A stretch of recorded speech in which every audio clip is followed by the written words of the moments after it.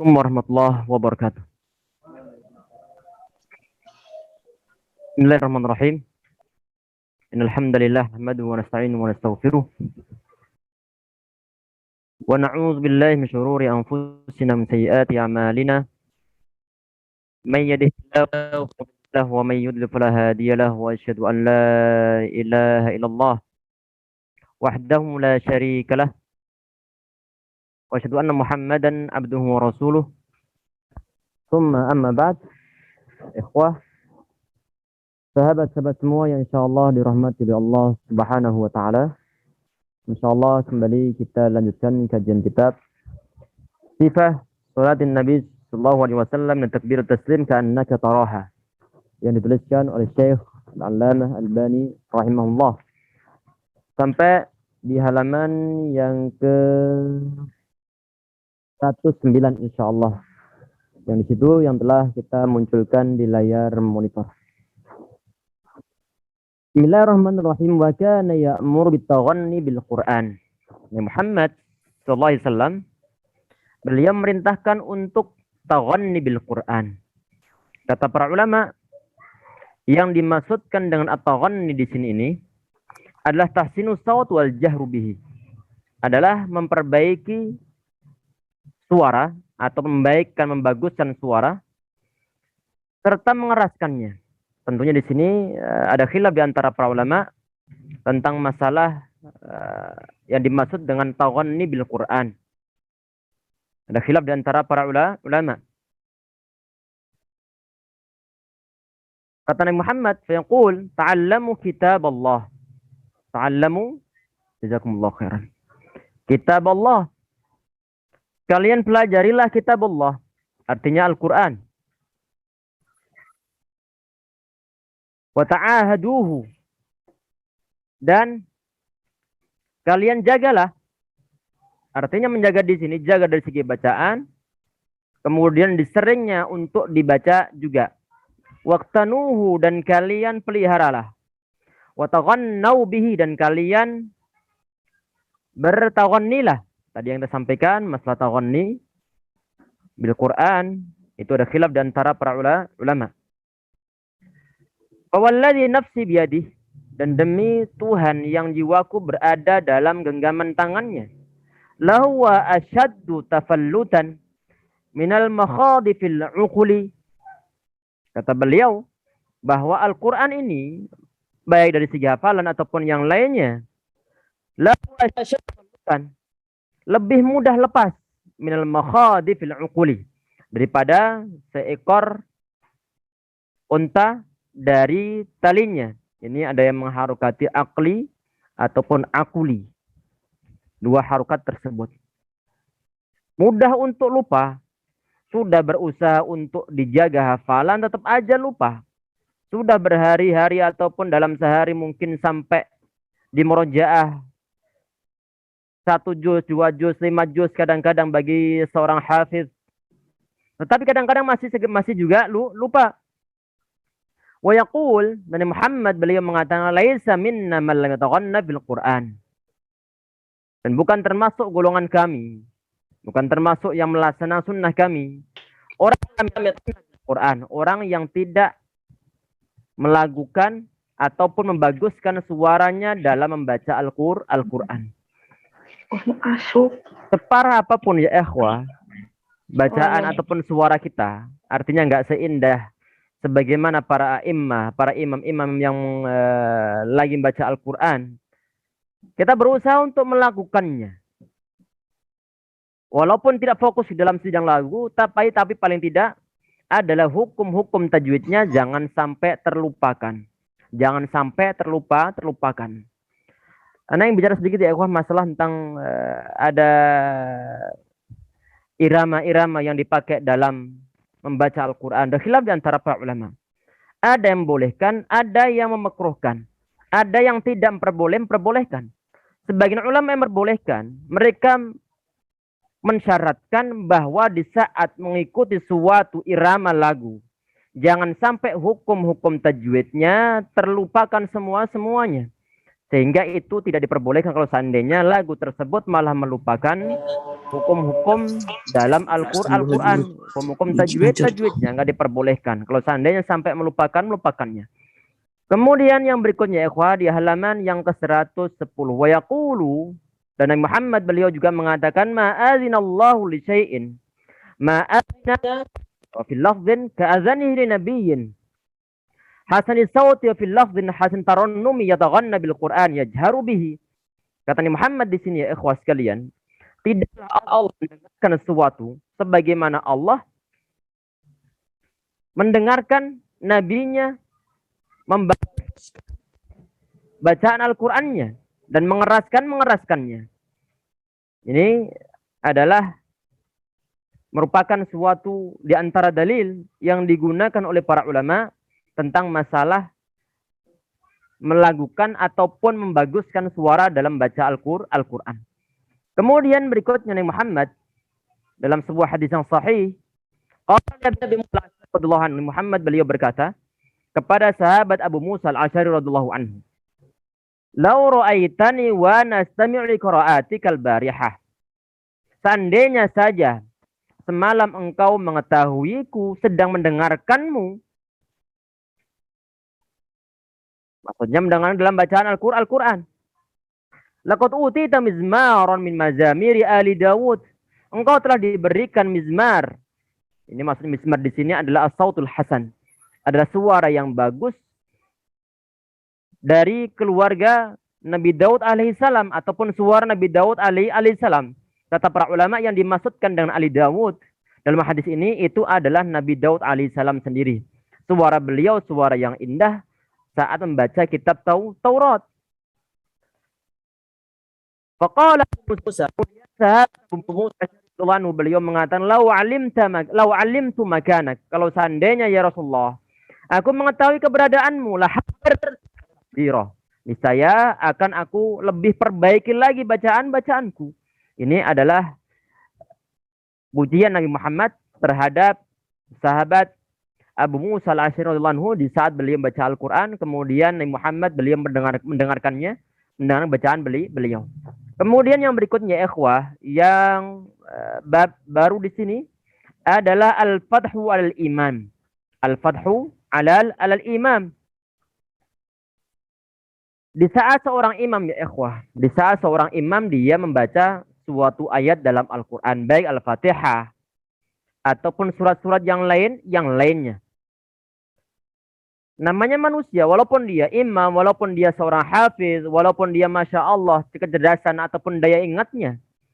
Tetapi manusia tetaplah manusia, yang kadang-kadang dia lupa, walaupun telah dimurojaah berkali-kali. Walaupun toh, dia sebenarnya adalah seorang yang mutqin dalam segi hafalannya. Walaupun berangkat menjadi seorang imam, dia telah mengulang-ulang bacaannya berkali-kali lafaz ataupun ayat yang akan dia baca dalam solatnya. Tetapi qadarullah masyafa'al, Allah menentukan yang lain. Sehingga kadang-kadang dia membaca suatu surat, ada sebagian keturunan satu ayat dengan ayat yang lainnya, mutasyabihat. Di sini bagaimana? Di suatu syariat yang disebut sebagai al-fathu 'alal imam, yaitu membuka bacaan imamnya yang lagi lupa. Imamnya hafalannya ngadat, tahu-tahu kemudian dia blank. Kebetulan yang berada di belakangnya adalah orang yang memiliki hafalan Al-Quran juga dan dia mengetahuinya.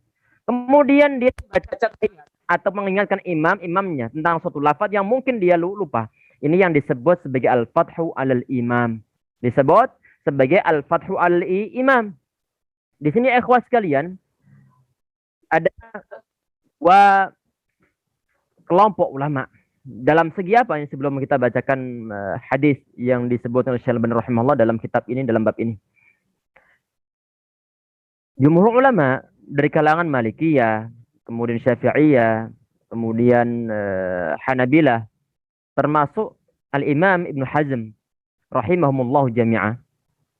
Mereka berittifaq dalam segi apa? Dalam segi wajibnya mengingatkan imam di saat imam itu dia lupa sebagian ayat dalam Al-Fatihah. Apakah mungkin? Sangat mungkin. Karena dia juga manusia biasa. Sehingga wajib hukumnya bagi seorang makmum untuk mengingatkan imamnya yang lupa sebagian ayat dalam Al-Fatihah. Ataupun sebagian lafaz dalam Al-Fatihah. Tahu-tahu dia misalkan baca siratal ladzina an'amta alaihim, dia baca siratal ladzina an'amtu alaihim. Seharusnya an'amta alaihim, artinya yang telah engkau beri nikmat. Dia mengatakan amtu alaihim, yang telah aku beri nikmat. Wajib hukumnya makmum untuk mengingatkan. Kenapa kok wajib hukumnya?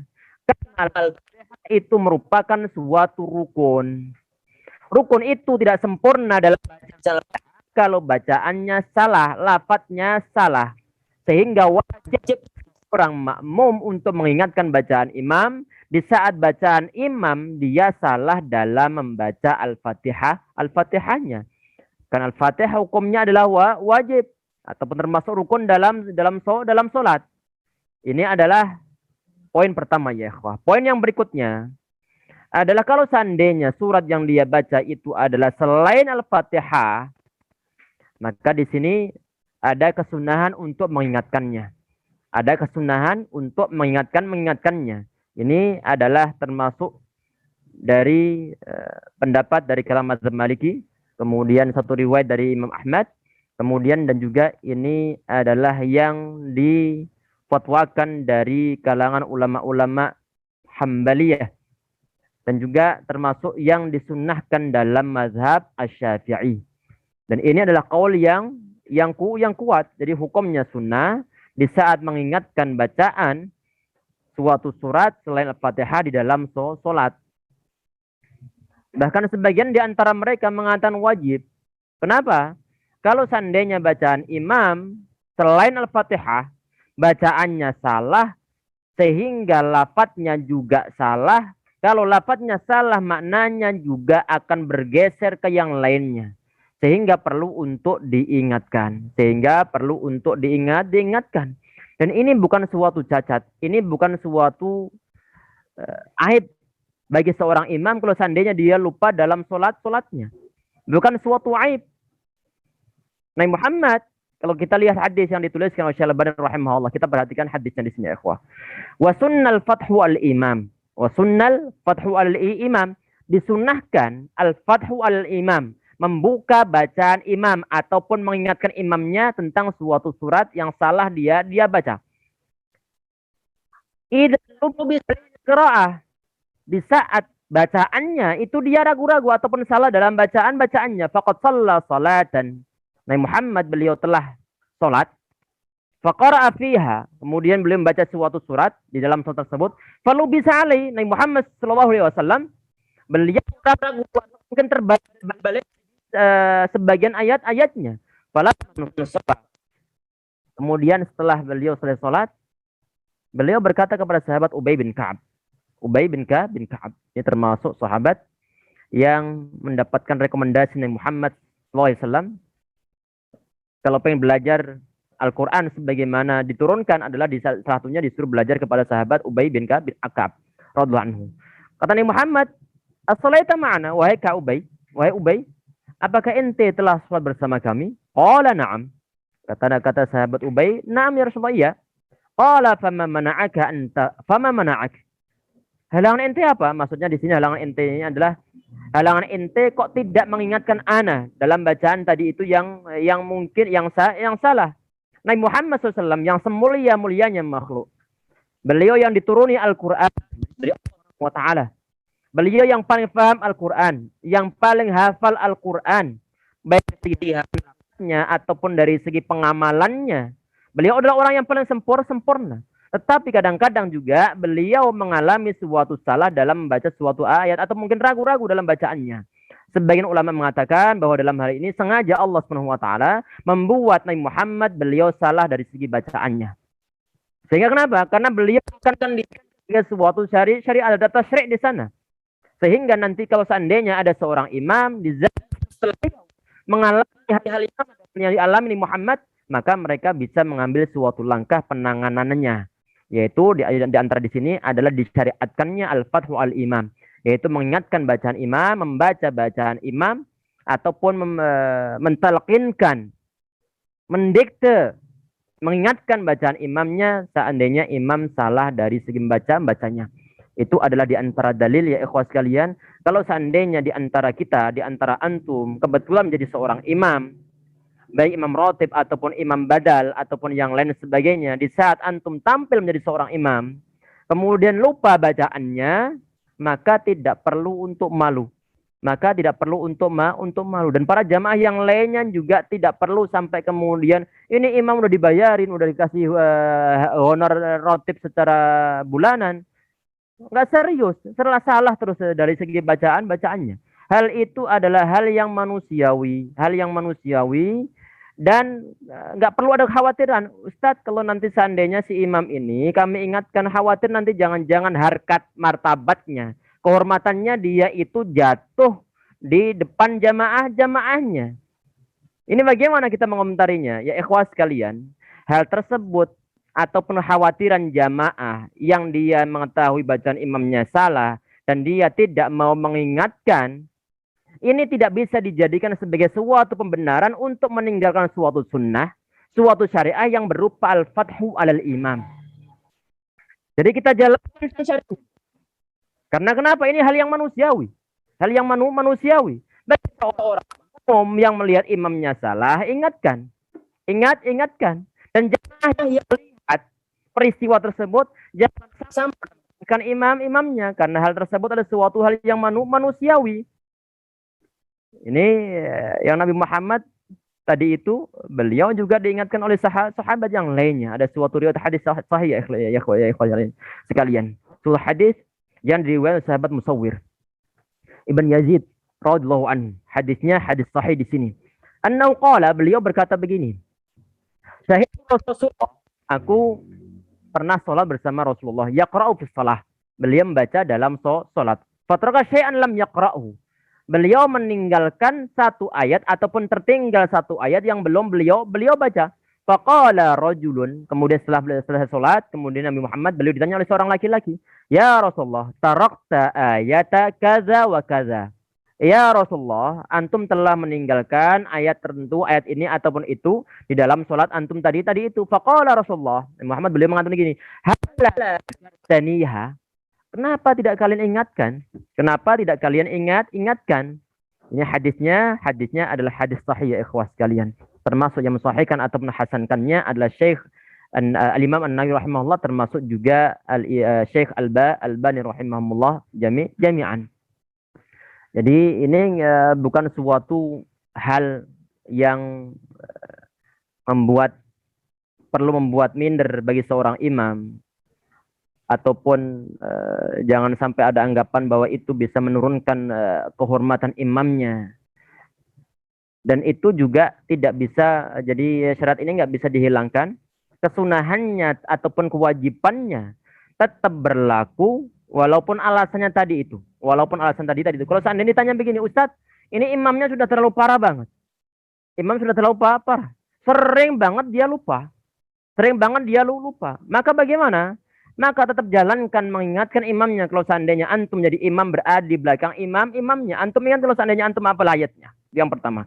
Yang kedua adalah imamnya perlu belajar lagi. Ini yang pertama. Ini adalah yang berikutnya. Terus perlu belajar lagi. Terus murojaah bagian ayat yang akan dia baca di sholatnya. Sebelum dia tampil dia lagi. Dimatangkan benar-benar. Berkali-kali. Sehingga hal kesalahan bisa diminimalisir. Tetapi setelah sudah mengulang-ulang terus hafalan, menambah hafalan, murojaah terus-terusan, sebelum berangkat juga telah murojaah, tapi tahu-tahu kemudian ada terjadi suatu kesalahan dalam bacaan ataupun suatu ayat. Hal yang manusiawi. Imamnya telah berusaha untuk menjaga hafalannya. Dan dia telah murojaah sebelum berangkat ke masjid. Qadarullah wa masya fa'al. Itu ya ikhwah. Jadi masalah hal ini bukan sesuatu yang memalukan. Dan tidak menurunkan harkat derajat dari imam tersebut. Dan ini berkaitan tentang masalah suatu hadis ya ikhwah. Hadisnya menyangkut masalah orang yang berada ataupun yang patut berada di belakang imam. Kata Nabi Muhammad, liyaliyani ulul ahlam ataupun liyaliyani minkum ulul ahlam. Jadi hendaknya yang berada di belakang kata Nabi Muhammad itu adalah orang yang dewasa, orang yang punya ilmu, orang yang beragama, orang yang berakal di belakang beliau, atau orang yang berilmu dalam segi masalah agama. Sehingga di saat imamnya dia lupa suatu bacaan, dan yang di belakangnya adalah orang yang berilmu dan dia banyak menghafalkan Al-Quran juga. Saat terjadi suatu kesalahan, makmumnya yang berada di belakangnya akan mengingatkan. Tidak akan diem saja.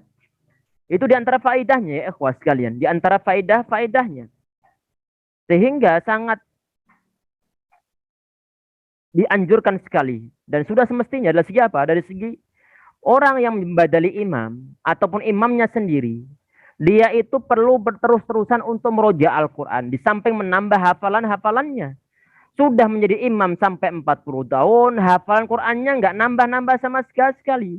Berarti nggak ada niat untuk memperbaiki bacaan-bacaannya. Tidak ada niat untuk menambah hafalan Al-Qurannya. Ini sangat disayangkan. Ini sangat disayangkan. Himmah yang dimiliki oleh sebagian imam di sebuah masjid untuk menghafalkan Al-Quran itu sangat minus. Itu sangat minim. Sehingga itu saja yang dia baca. Tidak ada perkembangan. Ataupun di saat dia membaca ayat yang lain terjadi suatu kesalahan. Kalau di belakangnya makmum yang tidak ada care tentang masalah ngaji, tentang masalah hafalan Al-Qur'annya juga, sehingga saat terjadi suatu kesalahan mereka akan diam-diam saja, tidak mengetahui langkah apa yang perlu untuk ditempuh kalau seandainya misalnya tahu imamnya batal di tengah perjalanan. Gak tahu karena di belakang juga nggak mau mengaji. Sehingga di sini Nabi Muhammad ya ikhwas sekalian bahwa di belakang orang yang menjadi imam itu hendaknya orang yang juga mengetahui pengetahuan agama Islam. Sehingga saat terjadi suatu kesalahan nanti orang yang berada di belakangnya dia bisa mengambil langkah tepat untuk meneruskan ataupun mengambil suatu sikap yang benar sesuai dengan syariah agama Islam. Kemudian yang berikutnya ya ikhwah. Tadi itu hadisnya yang berkaitan dengan masalah al-fathu alal al-imam.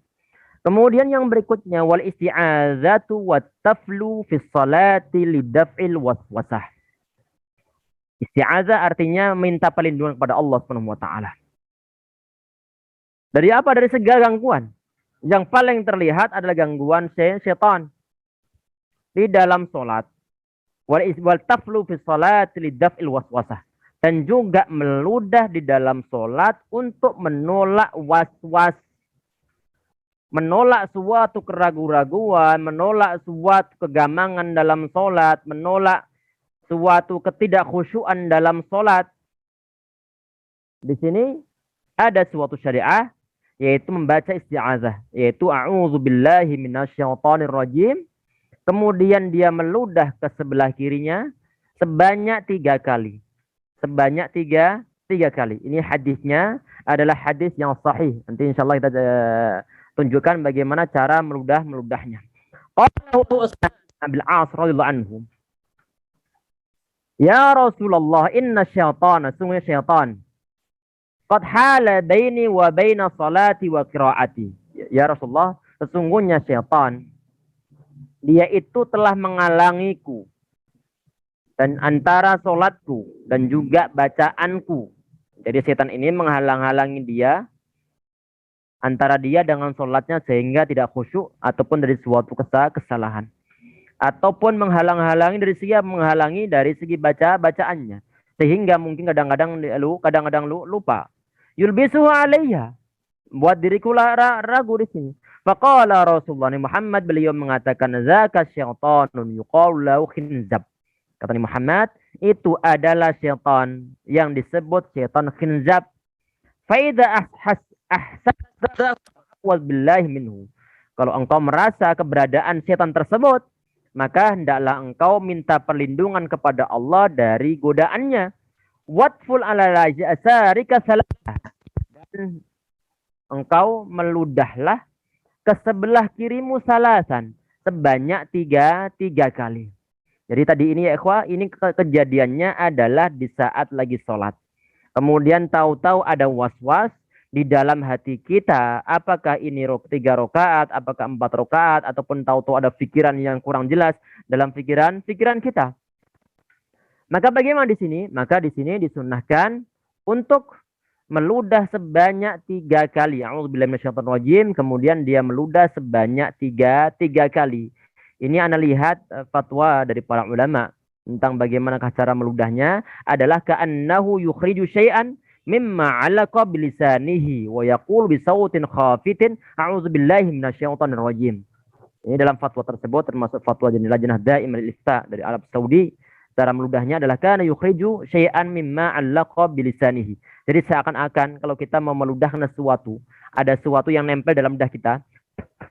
Ini itulah caranya. Jadi bukan menggunakan ludah yang besar, tapi sekedar kita itu ngelepehkan sedikit. Ada sesuatu misalnya ada yang nempel, mungkin bulu kucing ataupun yang lain, ataupun rambut nempel di lidah kita, kemudian itulah caranya. Kemudian setelah dia meludah, kemudian dia mengucapkan a'udzubillahi minasyaitonirrajim. Secara pelan-pelan. Ini adalah cara untuk menghindarkan diri dari was-was syaitan di saat kita lagi sholat. Al-Imam Ibnu Qayyim rahimahullah dalam kitab Zadul Ma'ad, beliau mengatakan hal tersebut ini lam yadurruhu zalik. Hal tersebut itu tidak membahayakan sholatnya. Wala yaqta salatahu, dan perbuatan tersebut itu tidak memutuskan sahnya sholat dia. Bal hadza atau bila min kamaliha. Bahkan hal tersebut itu merupakan termasuk kesempurnaan dalam sholat. Sholat nggak sempurna kalau banyak gangguan was-was dari syaitan. Sehingga untuk mendapatkan suatu kesempurnaan, ada suatu syariat yang berupa tadi meludah sebanyak 3 kali dengan cara tadi yang telah disampaikan. Kemudian kita membaca a'udzubillahi minasyaitonirrajim. Dan dalam hal ini ya ikhwah, kita teringat juga masalah kita meludah sebanyak 3 kali. Adalah di saat Nabi Muhammad, beliau memberikan suatu petunjuk kepada para umatnya tentang masalah apa? Tentang masalah di saat bermimpi buruk. Di saat bermimpi buruk ada suatu hadis sahih ya ikhwas sekalian. Ar-ru'yah minallah. Ini hadis sahih dari sahabat Abu Qatadah. Beliau mengatakan tentang sabda Nabi Muhammad. Ar-ru'yah minallah, jadi mimpi bagus itu berasal dari Allah Subhanahu wa taala. Wal hulum minasyaitan, sedangkan mimpi buruk itu bersumberkan dari syaitan. Al huluma yaqrahu falyabsuq an yasarihi. Barang siapa yang melihat mimpi buruk yang tidak dia sukai, maka hendaklah dia meludah, dalam sebuah riwayat meludah sebanyak 3 kali ke arah kirinya, dan dia waliyasta'id billahi minasyaitonir rajim. Maka maqala alaihi wasallam, maka hendaklah dia itu membaca a'udzubillahi minasyaitonir rajim, minta perlindungan kepada Allah Subhanahu wa taala biar setan tidak mengganggu. Fa innahu la yadurruhu. Jadi hal tersebut itu tidak membahayakan dirinya. Jadi mimpi tersebut yang dialami dia tidak akan membahayakannya, termasuk godaan syaitannya. Kemudian yang berikutnya warruku'u. Bentar di sini. Tadi ini sudah. Fa idza hastahu fata'awwaz billah. Saat engkau merasa di situ ada godaan syaitan, fata'awwaz billah, maka hendaklah engkau minta perlindungan atau berlindung kepada Allah Subhanahu wa taala dari syaitan. Wadful ala yasarika salasa, dan ente membaca dan ente ataupun antum ataupun anda ataupun kamu meludah ke arah kiri sebanyak 3 kali. Qala, kemudian sahabat Utsman ibn Abdul As beliau mengatakan fa'altu zalika fa'adhabahu Allahu anni. Kemudian aku akhirnya juga melaksanakan perintah Nabi Muhammad SAW. Sehingga bagaimana akibatnya? Allah Subhanahu wa taala menghilangkan was-was tersebut dari dalam diri sahabat Utsman ibn Abdul As radhiyallahu anhu. Kemudian bab berikutnya ya ikhwah adalah bab ar-ruku'. Bab berikutnya adalah bab ar-ruku'. Thumma kana idza faragha min qira'ati sakata saktah. Nabi Muhammad saat beliau faragha bil qiraah, setelah beliau membaca suatu ayat dalam Al-Qur'an, setelah Al-Fatihah, kemudian beliau membaca suatu ayat ataupun surat, beliau setelah selesai terdiam sebentar. Tsumma rafa yadayhi. Bentar, ini kurang ke tengah ya ikhwah. Tsumma rafa yadayhi. Kemudian Nabi Muhammad beliau mengangkat kedua tangannya. Alal wujuhil mutaqaddimati fi takbir iftitah. Mana yang dibahas dalam takbir iftitah, yaitu takbiratul ihram wa kabbar wa warah. Beliau bertakbir dan kemudian beliau ruku'. Ini ya ikhwah, ini adalah cara-cara ruku'. Bab nanti ini adalah cara ruku' ataupun disyariatkannya suatu ruku' setelah kita itu membaca suatu surat setelah Al-Fatihah. Bagaimana di sini? Summa rafa yadayhi, setelah membaca Al-Fatihah, kemudian surat, kemudian beliau mengangkat dua tangan beliau. Ini termasuk suatu kesunahan ya ikhwah sekalian. Kesunahan mengangkat kedua tangan di dalam sholat itu ada 4 tempat. Ini kalau nggak salah juga sudah pernah kita bahas sebelumnya. Nabi Muhammad SAW di saat beliau sholat ada 4 tempat beliau mengangkat dua tangan beliau. Yang pertama adalah inda takbiratul ihram, di saat beliau takbiratul ihram. Itu disunahkan untuk mengangkat dua tangan. Ini sudah kita bahas juga. Kemarin sudah kita bahas juga. Yang disunahkan itu adalah mengangkat kedua tangan. Sedangkan untuk bacaan takbirnya dalam takbiratul ihram hukumnya adalah wajib. Itu sudah kita bahas beberapa pertemuan yang lalu. Dan juga tempat kedua adalah inda ar-ruku', yaitu sebelum ruku'. Allahu Akbar baru kemudian ruku'. Kemudian juga disunahkan di saat bangun inda raf'i minhu. Saat bangun dari ruku' juga disunahkan. Kemudian yang tempat yang keempat adalah di saat kita itu bangun dari sujud ataupun dari rokaat yang kedua menuju rokaat yang ketiga. Itu pun disunahkan untuk mengangkat kedua tangan sebagaimana yang dilaksanakan Nabi Muhammad SAW. Rafa'a yadaihi, Nabi Muhammad beliau mengangkat dua tangan beliau alal wujuhil mutaqaddimati fit tabritsitah.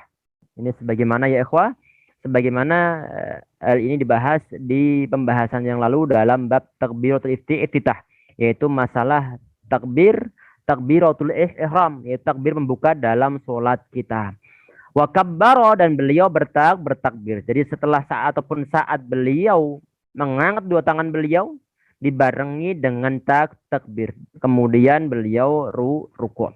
Ini adalah kesunahan Rasulullah SAW, yaitu kesunahan untuk mengangkat kedua tangan di saat ruku'. Berarti bahasannya adalah termasuk karakter ruku', karakter mengangkat kedua tangan itu bagaimana? Kemarin dibahas adalah hadwa mankibaihi, lurus dengan pundak, ataupun yuhazi udunaihi, ataupun lurus dengan bagian telinga. Ini kemarin didasarkan juga hadis-hadis yang sahih. Kemudian wa amara bihima al-musi'a salatahu. Nabi Muhammad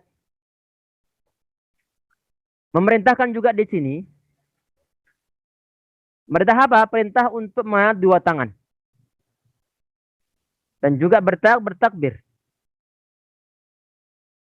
Terhadap siapa? Yang terhadap orang yang kisahnya terdapat dalam suatu hadis yang masyhur di kalangan para ulama tentang hadis al-musi' salatahu, yaitu suatu hadis yang dalamnya diceritakan tentang seorang sahabat yang buruk dari segi solatnya. Ini yang sering kita bahas dalam pembahasan masalah solat.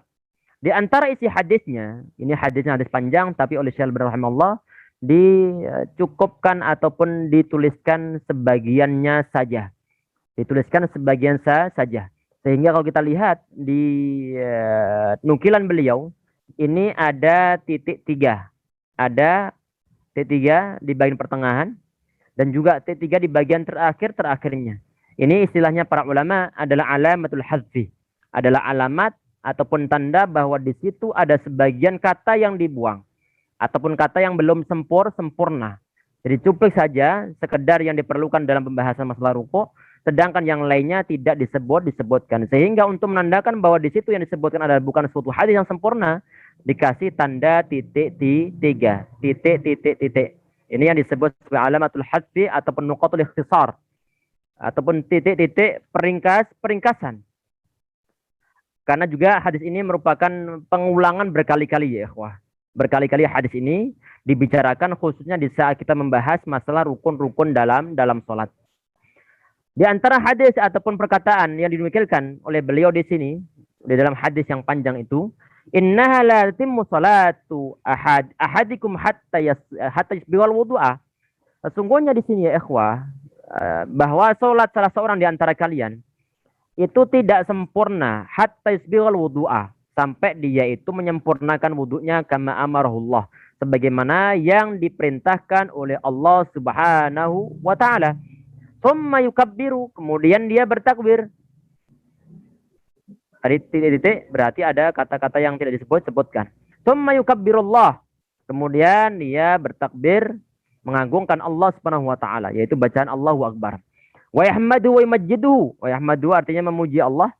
Wa yumajjidu mengagungkan Allah Subhanahu wa taala. Wa yaqra'u ma tayassara minal Qur'an, dan dia membaca Al-Qur'an dari surat yang mudah baginya untuk dibaca.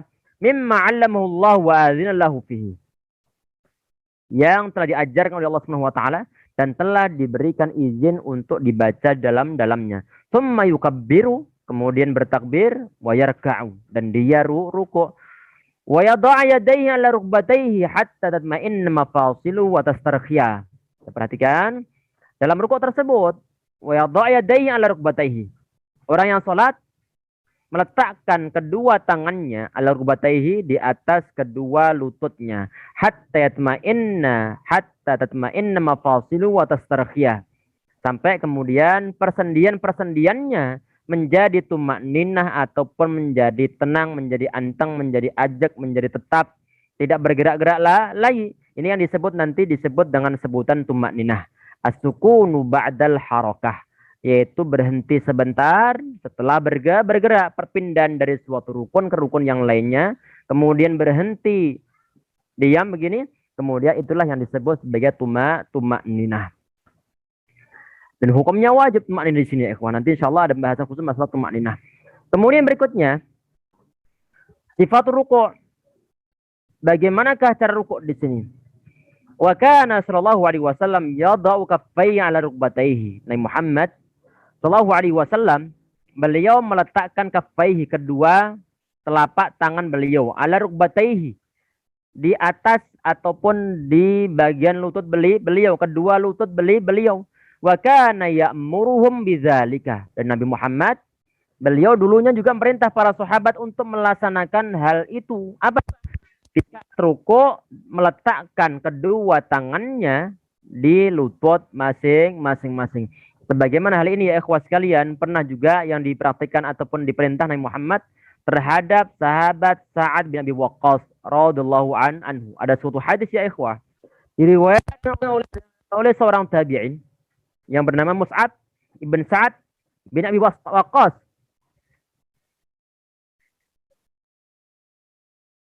Azan? Masya Allah.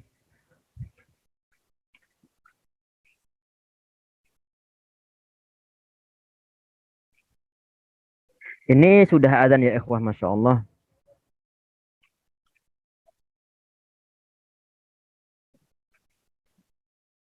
Karena ajukan satu buah pertanyaan insya Allah.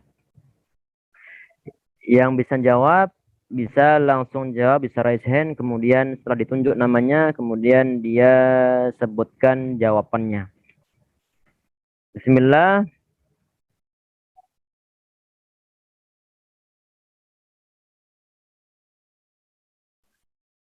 Kemarin ada seorang sahabat yang dia diberikan wasiat oleh Rasulullah SAW untuk sholat witir sebelum tidur. Siapakah sahabat tersebut?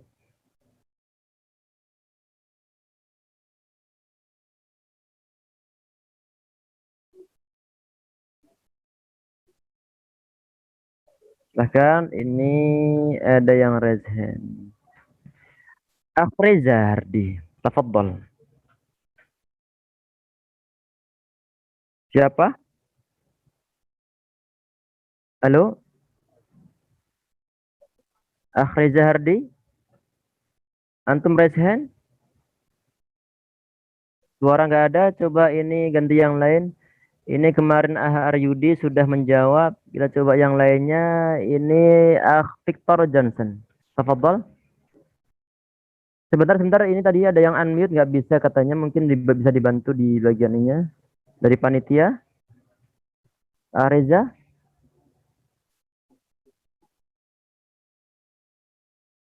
Beliau nggak bisa unmute Halo, sendiri. Assalamualaikum Ustaz. Assalamualaikum warahmatullahi wabarakatuh. Tafadhal Reza.